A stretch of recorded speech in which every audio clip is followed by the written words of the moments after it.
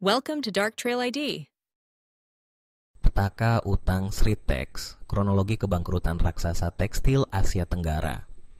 Kisah kebangkitan dan kejatuhan perusahaan besar seringkali mencerminkan dinamika ekonomi yang kompleks serta campur tangan berbagai faktor baik internal maupun eksternal.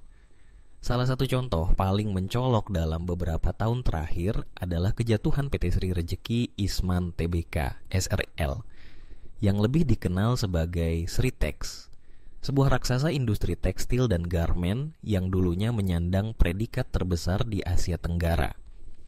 Di balik kebangkrutan yang menggemparkan publik dan pelaku industri, tersimpan kisah panjang tentang ekspansi agresif, pengelolaan utang yang buruk, pandemi global, hingga dugaan praktik korupsi dalam pemberian fasilitas kredit. Semua faktor ini membentuk benang merah dari kehancuran korporasi yang dulunya dibanggakan, awal kejayaan dan ambisi ekspansi. Sritex bukanlah pemain baru di industri tekstil Indonesia.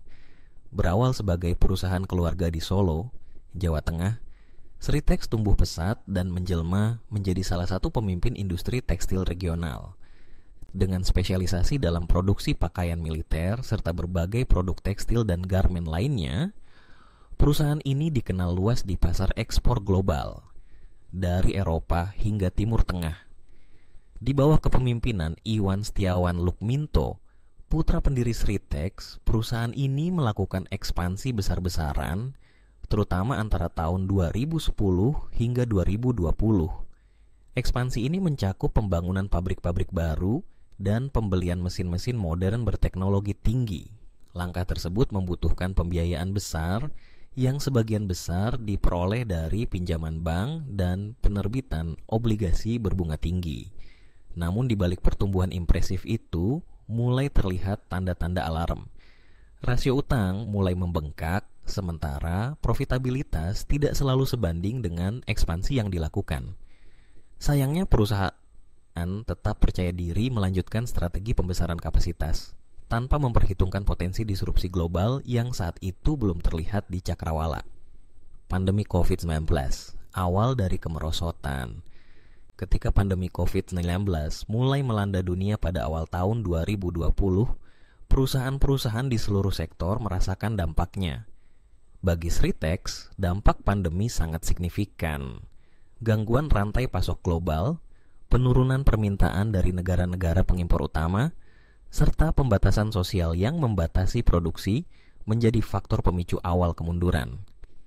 Pendapatan perusahaan mulai merosot drastis pada tahun 2021, jika pada tahun sebelumnya Sritex masih membukukan laba bersih sebesar 85,32 juta dolar Amerika Serikat atau sekitar 1,24 triliun rupiah, maka pada tahun 2021 perusahaan mencatat kerugian sebesar 1,08 miliar dolar Amerika Serikat, setara dengan 15,66 triliun rupiah. Ini merupakan kerugian terbesar dalam sejarah perusahaan sejak pertama kali melantai di Bursa Efek Indonesia. Tak hanya laba yang hilang, pendapatan juga turun hingga 35% dan sejak saat itu terus merosot. Sritex tidak mampu lagi menutup kewajiban keuangan jangka pendek maupun panjangnya.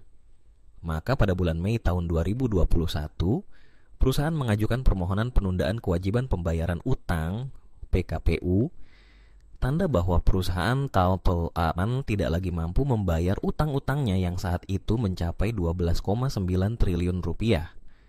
Kredit bermasalah dan dugaan korupsi.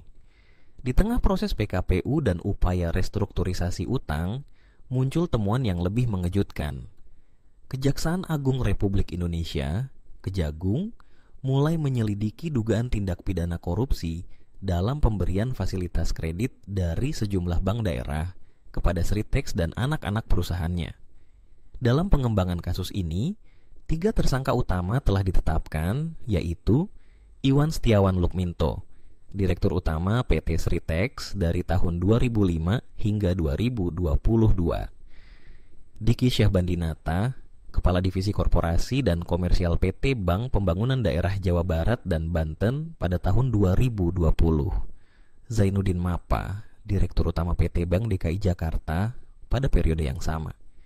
Menurut Abdul Kohar, Direktur Penyidikan Jaksa Agung Muda Pidana Khusus, Jampitsus, ditemukan indikasi kuat bahwa proses pemberian kredit dilakukan dengan melanggar prinsip kehati-hatian perbankan.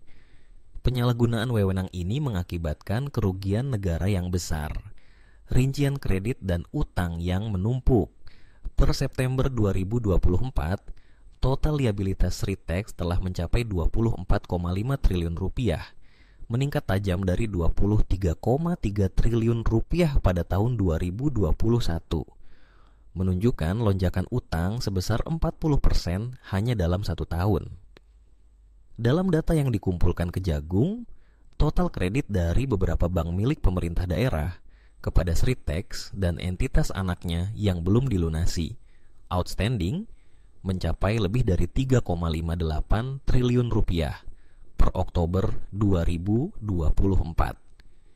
Rinciannya sebagai berikut: Bank Jateng 395 miliar rupiah, Bank BJB 543 miliar rupiah, Bank DKI 149 miliar rupiah, kredit sindikasi Bank BNI, Bank BRI, dan Lembaga Pembiayaan Ekspor Indonesia 2,5 triliun rupiah. Selain dari bank-bank tersebut, Sritex juga tercatat menerima kredit dari 20 bank swasta lain yang nilainya belum diumumkan secara rinci namun turut membebani neraca keuangan perusahaan. Kombinasi faktor jalan menuju kebangkrutan. Kejatuhan Sritex tidak semata disebabkan oleh satu faktor tunggal. Sebaliknya, ini merupakan hasil akumulasi dari sejumlah kesalahan strategis dan tantangan eksternal yang tidak tertangani dengan baik.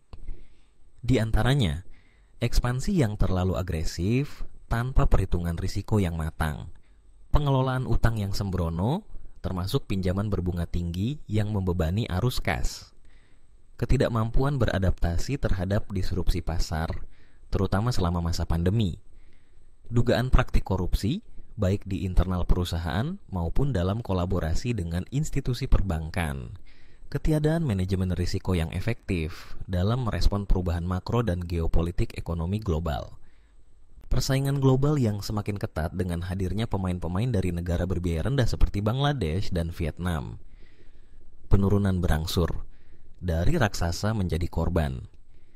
Ironisnya, pada kuartal ketiga 2024, Sritex sempat menunjukkan tanda-tanda pemulihan kecil, di mana kerugian mereka mengecil menjadi 637 miliar rupiah. Namun angka ini masih jauh dari kondisi sehat, mengingat besarnya beban bunga dan kewajiban keuangan lainnya. Dalam kondisi keuangan yang makin menekan, aset-aset perusahaan menjadi target likuidasi untuk menutupi utang. Ribuan pekerja pun terancam kehilangan pekerjaan, dan ekosistem industri tekstil nasional kehilangan satu pilar utamanya. Pelajaran dari kebangkrutan Sritex. Kasus Sritex adalah refleksi tragis dari bagaimana kesalahan strategi, ketamakan ekspansi, dan buruknya tata kelola perusahaan dapat menggerus kejayaan yang telah dibangun selama puluhan tahun. Ini bukan hanya soal manajemen perusahaan yang gagal, tetapi juga kelemahan sistem perbankan dalam menerapkan prinsip kehati-hatian. Dugaan keterlibatan oknum bank dan pejabat Sritex dalam skema kredit bermasalah menunjukkan pentingnya pengawasan ketat dari otoritas keuangan dan lembaga penegak hukum. Bagi dunia usaha, kisah ini menjadi peringatan keras bahwa pertumbuhan tanpa pengendalian adalah jalan menuju kehancuran. Adaptasi, transparansi, manajemen risiko, dan tata kelola yang bersih adalah pilar utama keberlangsungan korporasi dalam jangka panjang. Penutup, kisah bangkrutnya Sritex bukan sekadar statistik tentang utang dan kerugian. Ia adalah cermin rapuhnya fondasi perusahaan besar yang lalai menyeimbangkan ambisi dengan kewaspadaan.